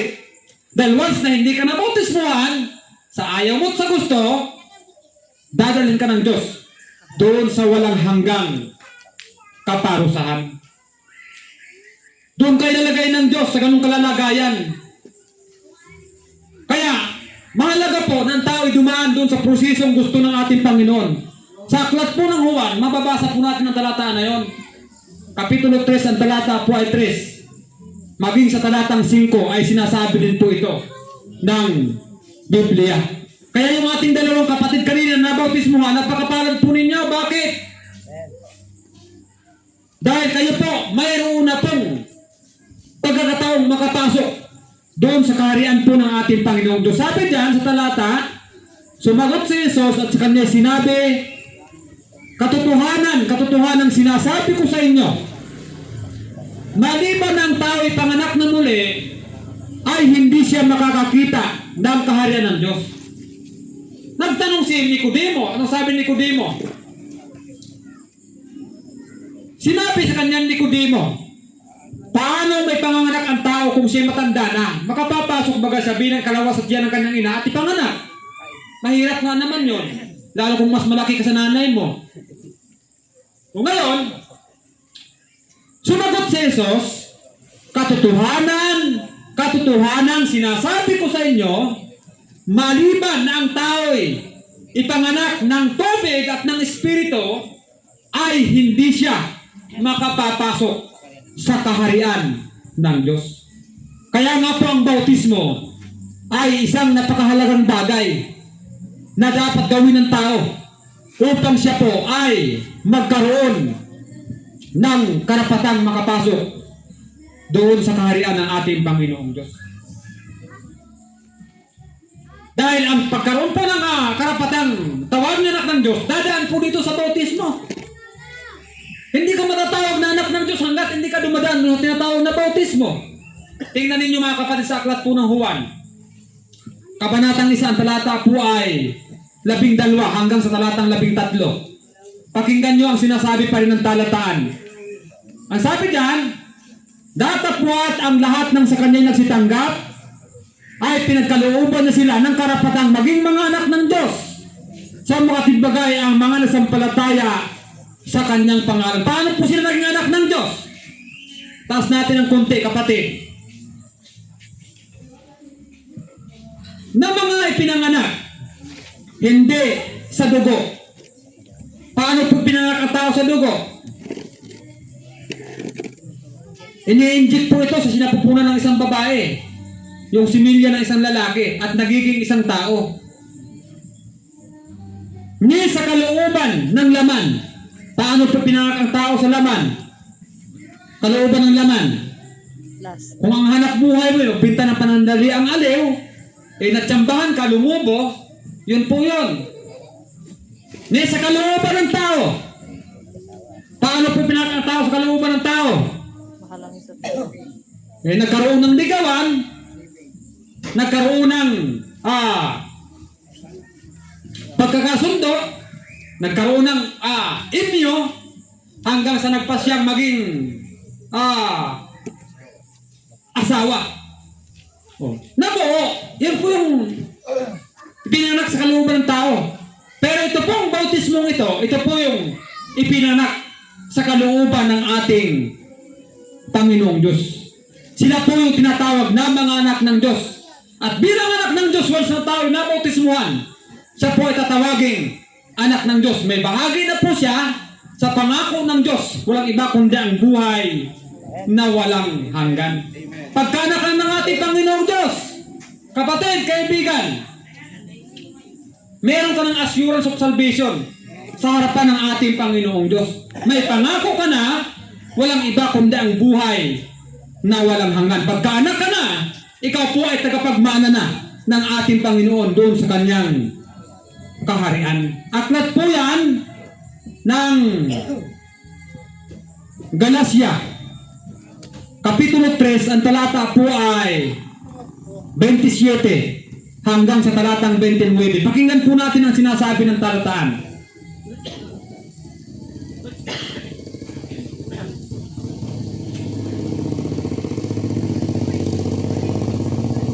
Sapagkat ang lahat ng sa inyo'y binautismuhan kay Kristo ay ibinili si Kristo. Walang magiging Hudyo o Griego man, walang magiging alipin o malaya man, walang magiging lalaki o babae man, sapagkat kayong lahat ay isa kay Kristo Jesus. At kung kayo'y kay Kristo, kayo'y ngay binhi ni Abraham at mga tagapagmana ayon sa pangako. Heredero ka na ng Panginoon, heredera ka na ng Panginoon. Once na ikaw po nagkaroon ng panampalataya, nagsisi ka, tumanggap, nabautismuhan, ikaw po ay isa ng ganap na anak ng Diyos at isa ka sa tagapagmana doon sa buhay na walang hanggan ay pinangako ng ating Panginoon. So ito po ang napakasarap na bagay na matatamo ng tao once na siya po ay nagkaroon ng pananampalataya sa harap ng Panginoon. Dahil bilang isang tao na tumanggap sa Panginoon, naligtas doon sa pagkakasala, nakatakas doon sa walang hanggang kaparusahan, naging anak ng Diyos siya, at siya po ay mayroon ng pag-asa na matamo ang buhay na walang hanggan sa pamagitan ng ating pagsampalataya sa Kanya, sa pamagitan ng pagsampalataya niya sa ating Panginoon. Ayon po doon sa aklat po ng unang Juan, Kapitulo 5, ang talata po ay 11 hanggang sa talatang 13 po yan. Kaya mahalaga ang pagkaroon ng pananampalataya, mga minamahal na kapatid. Mahalaga po ang pagkaroon ng pananampalataya, sabi dito sa talata, at ito ang patotoo na tayo binigyan ng Diyos ng buhay na walang hanggan, at ang buhay na ito ay sa kanyang anak.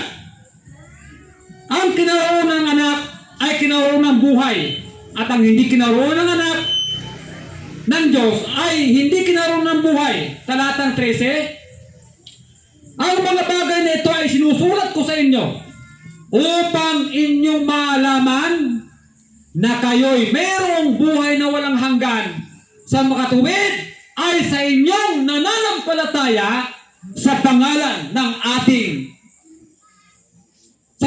ng anak ng Diyos. So ignore lang po ba natin yon? Tandaan po natin mga minamahal na kapatid, gaya po ng aking nabanggit sa inyo kanina, habang may lakas pa po tayo, habang taglay pa po natin ang lakas na ipinahiram ng Diyos sa atin, maglingkod po tayo sa ating Panginoon. Ang buhay po natin, madali lang po ito. Sabi nga sa kanta ang buhay tulad ng isang awit lamang.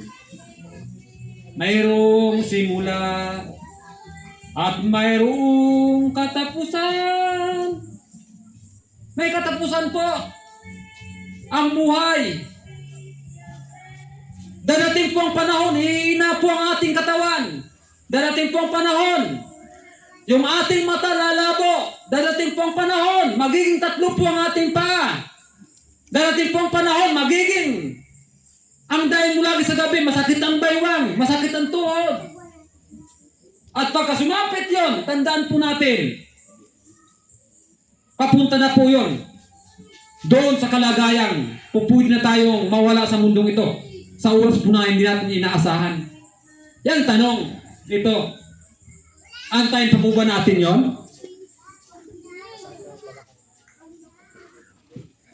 Dapat po magawa po natin ang gusto ng Diyos. Kaya nga po pinangangaral Sa pasyon nga, binabasa na sinasabi po yan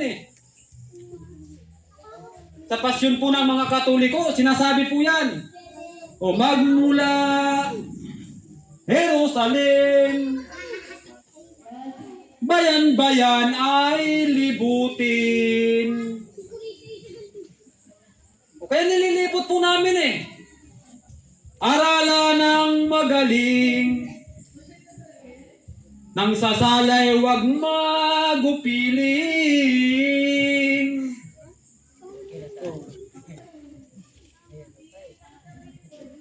Kumbaga nililipot po yan para yung tao makapanampalataya, mabautismuhan. Yun po ang paraan. Sabi nga doon sa pasyon, pag itinuloy mo ang sino madaling tao, aralan at binyagan ninyo.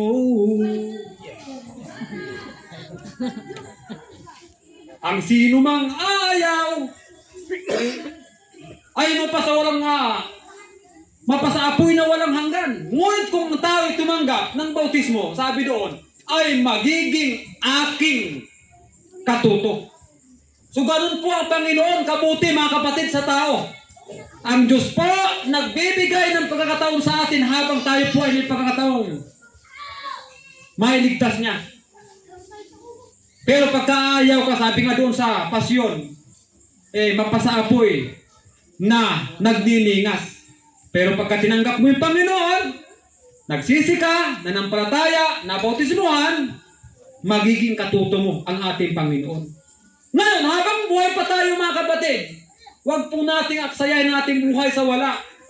Ito pong bagay na ating naririnig, ito po ang buhay natin once na ating pinaniwalaan. Habang may lakas ka pa kapatid, kaibigan, sabi nga doon sa aklat po ng Ecclesiastes, Kapitulo 12, ang talata po ay 6 hanggang 7, ganito po ang sinasabi ng talata. Bago ang panaling pilak ay mapatid, huwag mangkok na ginto ay mabasag, huwag banga ay masira, huwag banga ay mabasag sa bukal, huwag gulong ay masira sa balon, at ang alabok ay mauwi sa lupa gaya ng una, at ang diwa ay babalik sa Diyos. Ano ang dapat natin gawin? Talatang 1, alalahanin mo rin naman ang may lalang sa iyo sa kaarawan ng iyong kabataan bago dumating ang masamang araw. Pagka hindi mo na makita yung taong kaharap mo, hindi ka na makapaglilingkod sa Panginoon, kapatid. Pagkaapat na po ang paa mo, hindi mo na magawang sambahin yung Panginoon ng maayos.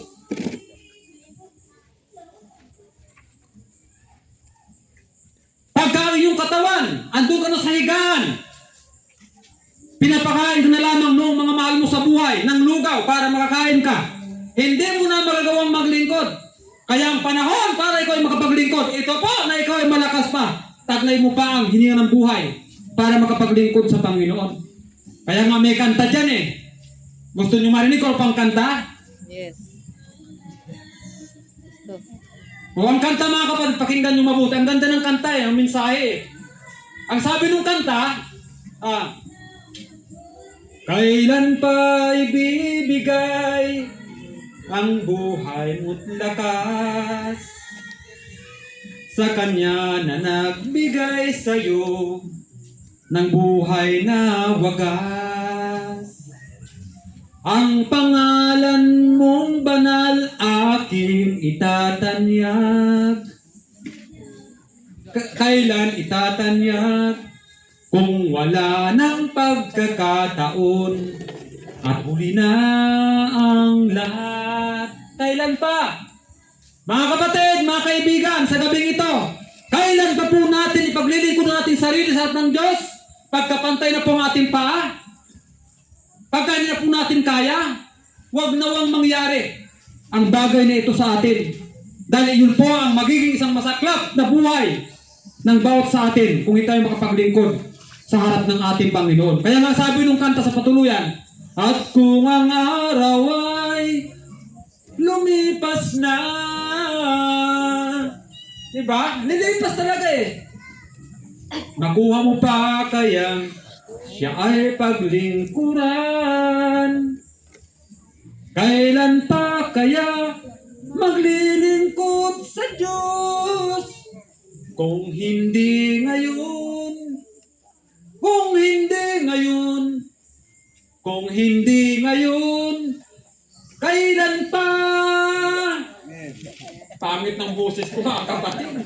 Oo. Kaya lang yung mensahe, napakaganda. Kailan ba po tayo maglilingkod sa ating Panginoon? Pagka ikaw po ay nasa 6 feet below the ground na, hindi na po natin magawa yon. Ang panahon upang tayo makapaglingkod, ito pong habang taglay pa po natin ang hininga ng buhay. Ito po ang panahon na kaya pa po natin papurihan ang Panginoon. Yang tanong, mga kapatid, mga kaibigan, ayaw po ba natin maglingkod sa Panginoon?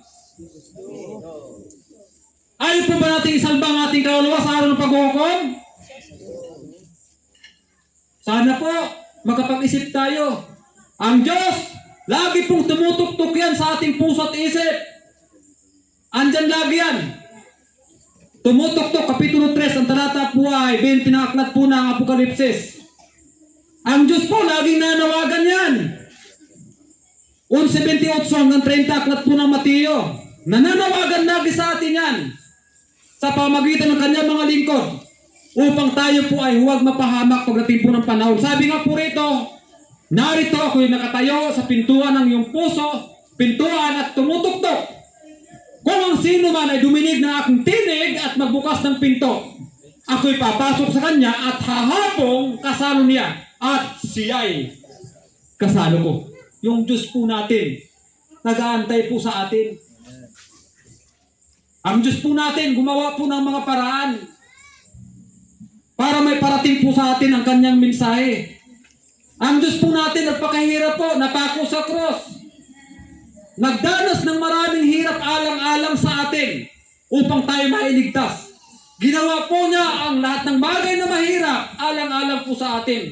Mga kapatid, mga kaibigan, huwag po nating sayangin ang ginawa ng ating Panginoon. Pahalagahan po natin, paglingkuran po natin siya habang tayo po ay nabubuhay. Yung kasalanang ikaw ang may gawa, siya po ang naparusahan.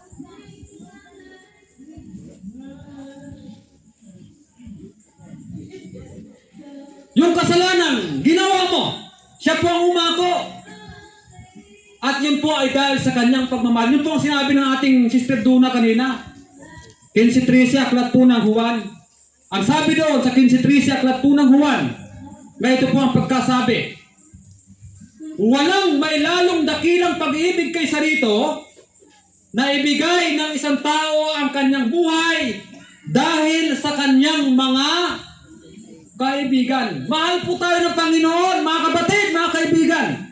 Kaya meron pong Rolly Marcelino na andito sa gabing ito upang magbigay po ng paalaala sa atin.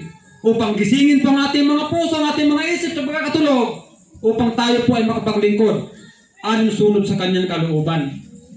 So ang Diyos po, sa gabing ito, hindi po nagkulang ng pagpapabot sa atin ng kanyang mga dakilang salita. Yung Diyos po, ginawa niya ang kanyang mga gawa sa atin upang iparinig ang kanyang mga salita. Ang tanong, ikaw naman bilang tao, anong gagawin mo? Ignore lang po ba natin? O dapat po nating pahalagahan? Bago po ako magtapos sa gabing ito, mga kapatid, sa inyo pong mga higaan mamaya, mag-isip po tayo. Ang Diyos po, laging andyan habang may buhay pa tayo. Ang Diyos po, laging andyan, nanawagan sa atin upang tayo po ay makapagbalik loob at makapaglingkod sa kanyang banal at malinis na pangalan. Sabi nga po doon sa aklat po ng Juan, ito po ay tinatawag na golden verse ng marami sa ating mga kababayan. Ang sabi doon sa 3:16 ng Juan, ang sabi dyan, sapagkat gano'n na lamang ang pagsinta ng Diyos ng libutan na ibinigay niya ang kanyang bugtong na anak upang ang sino man sa kanya sumampalataya ay huwag mapahamak, kundi magkaroon ng buhay na walang hanggan. Ang gusto ng Diyos, huwag kang maparusahan o mapahamak, kapatid.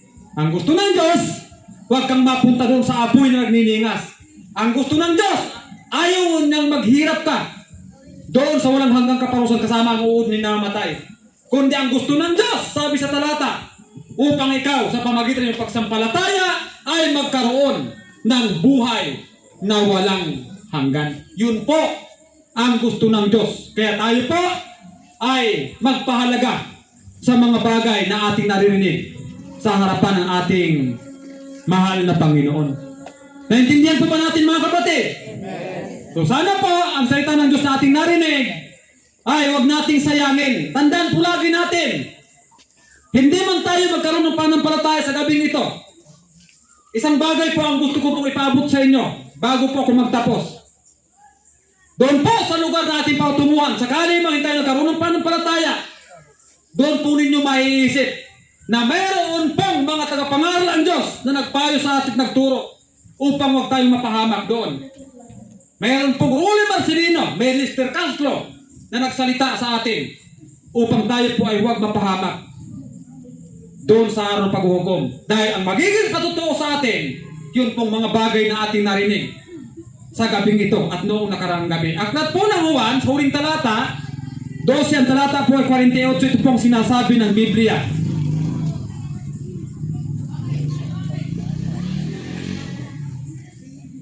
Ang nagtatakwil sa akin at hindi tumatanggap sa aking panlita ay mayroong isang hahatol sa kanya. Ang salitang aking sinalita, ang siyang sa kanya'y hahatol sa huling araw. Hindi na po nagkulang ang Diyos. Hindi na po nagkulang yung mga tagapangaral ng Diyos. Ginawa po ng Diyos ang kanyang the best. Ginawa po ng mga tagapangaral ng Diyos ang kanyang the best upang may parating sa atin. Ngayon, tayo na lang po ang iniintay ng ating Panginoong Diyos. Naintindihan po ba natin, mga kapatid, mga kaibigan? Amen. So purihin pa ang Panginoon at muli kami po nagpapasalamat sa inyo at nawa ay nakinabang po tayo sa mga salitang ating narinig sa gabing ito. Maraming salamat po at pagpalain po tayo ng ating mahal na Panginoon.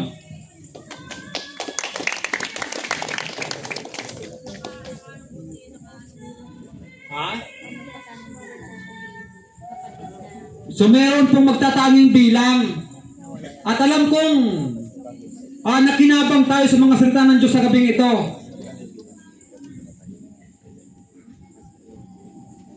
Bago magtanging bilang magbibigay mo na tayo ng pagkakataon na kung sino ang gusto tumanggap. So sa gabing ito, bago po tayo tumungo doon, gaya nga po natin narinig, ang Diyos po nananawagan sa atin. Sabi nga sa aklat po ng Mateo, Kapitulo 11, ang talata po ay 28. Sabi roon sa talata, magsiparito sa akin, kayong lahat nagpapagal at nagbibigat ang lubha, at kayo aking papagpapahingahin. Pasanin niyo ang aking pamatok at mag-aral kayo sa akin, sapagkat ako'y maamo at mapagpakumbabang puso, at mausumpungan ninyo ang kapahingahan ng inyong kaluluwa. Mga kapatid, mga kaibigan, sa gabing ito, kung mayroon pong nais tumanggap sa Panginoon, ang Diyos po, nakadipa doon sa kamatayan sa cross upang tanggapin po tayo. Kung paano po tayo namula sa kasalanan ang gusto ng Diyos. tayo po ay kanyang maging mga anak. May gusto po bang tumanggap sa Panginoon sa gabing ito?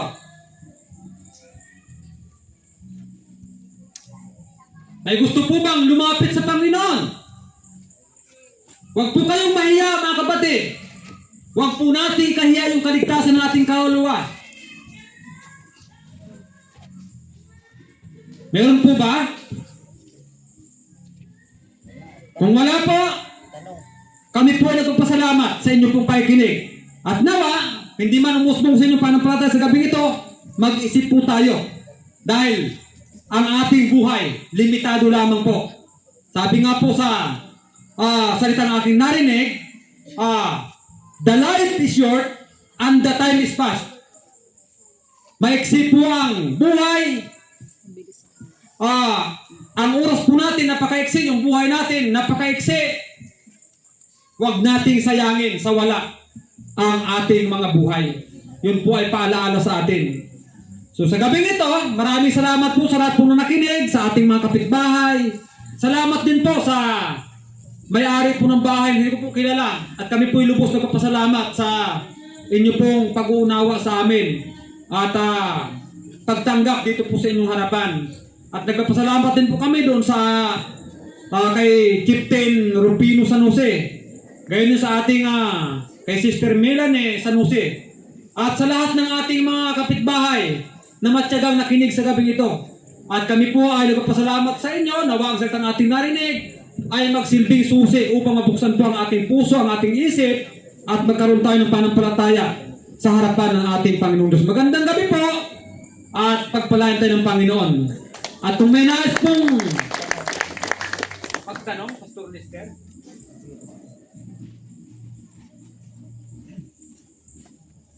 Hello, ayan, magandang gabi sa inyo lahat, mga kapatid, kaibigan, at lahat po ng nakakarinig ng pampalakas piling na ito. Kung sino man po ang merong mga tanong, ay malaya po magtanong.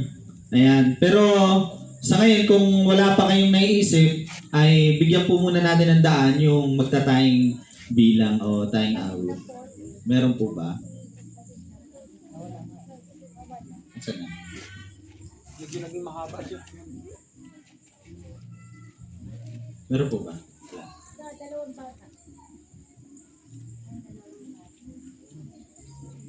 Oh, punta po dito sa harapan para Ito ba kayo?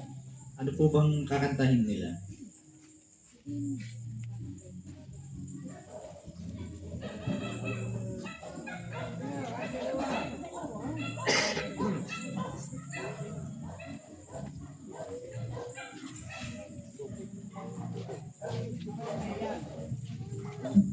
Ayan.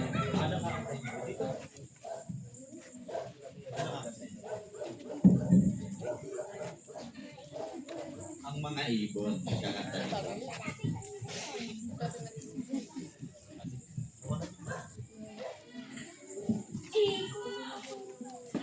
Pagkakaroon na natin sila.